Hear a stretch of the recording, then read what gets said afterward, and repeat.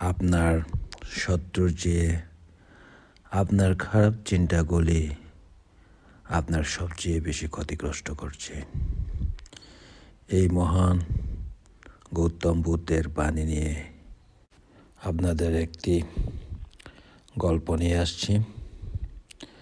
গল্পটি হলো দুজন বুদ্ধ ভিক্ষুকে নিয়ে। ভিক্ষুরা সাধারণত নারীদের স্পর্শ করতে পারে না।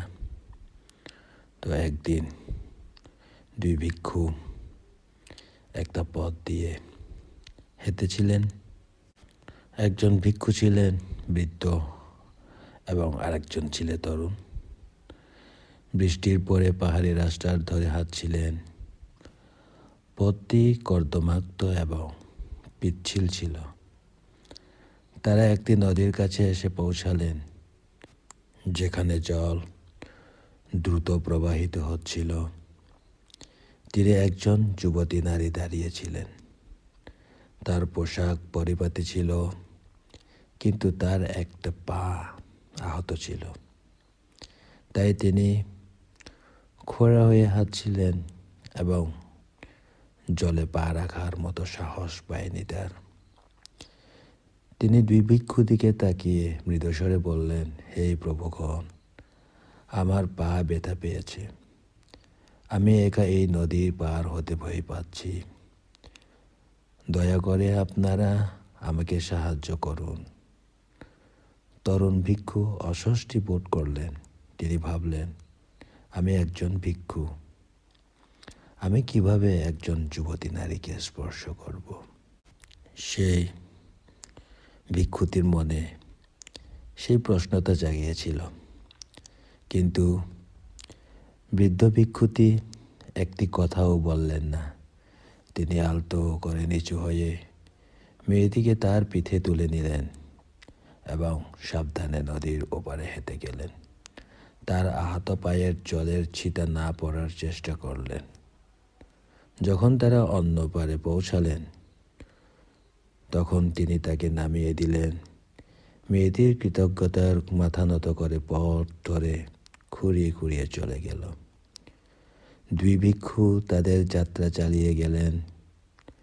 তারা অনেকক্ষণ ধরে হাঁটলেন। তরুণ ভিক্ষু তবুও বিচলিত এবং উত্তেজনাপূর্ণ ভাব দেখাচ্ছিলেন।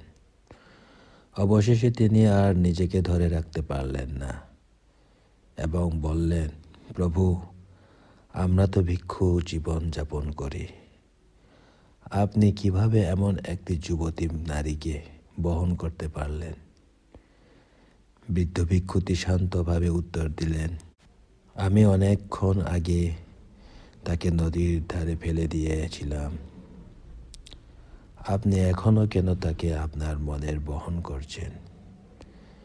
সেই মুহূর্তে তরুণ ভিক্ষু হঠাৎ বুঝতে পারলেন, প্রায় আসল বোঝা আমরা আমাদের পিঠে যা বহন করি তা নয়, বরং আমাদের মনে, আমাদের হৃদয়ে যা চাপিয়ে দিতে অস্বীকার করি। জীবনের অনেক কিছু ইতিমধ্যে শেষ হয়ে গেছে, কিন্তু আমরা কষ্ট পেতে থাকি কারণ আমরা বারবার আমাদের মনে সেগুলো পুনরাবৃত্তি করি। আমাদের চিন্তা ভাবনার মধ্যে আসক্তি এবং বিচার কখনো কখনো প্রকৃত পরিস্থিতির চেয়ে ভারী হয়।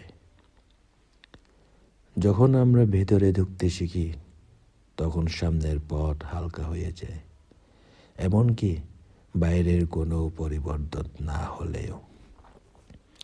তো এরই মধ্যে আমরা বুঝতে পারি যে আমাদের শত্রু নয়, আমাদের শত্রুর চেয়েও আমাদের খারাপ চিন্তা, আমাদের খারাপ ভাবনা, এগুলো আমাদেরকে অনেক ক্ষতিগ্রস্ত করে আর আমাদেরকে অস্বস্তি প্রদান করে।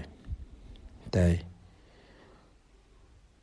চিন্তা সঠিকভাবে, সুন্দরভাবে রাখা আমাদের নিজ নিজ কর্তব্যের মধ্যে পড়ে। এই বুদ্ধের বাণী আপনাদের ভালো লাগলে ধর্মদান শ্রেষ্ঠতম দান। এই ধর্মদান হিসেবে আপনাদেরকে যেভাবে আমি প্রচার করেছি, আপনারাও ঠিক সেভাবে ধর্মদান হিসেবে শেয়ার করে প্রচার প্রসার করুন। জগতে সকল প্রাণী সুখী হোক।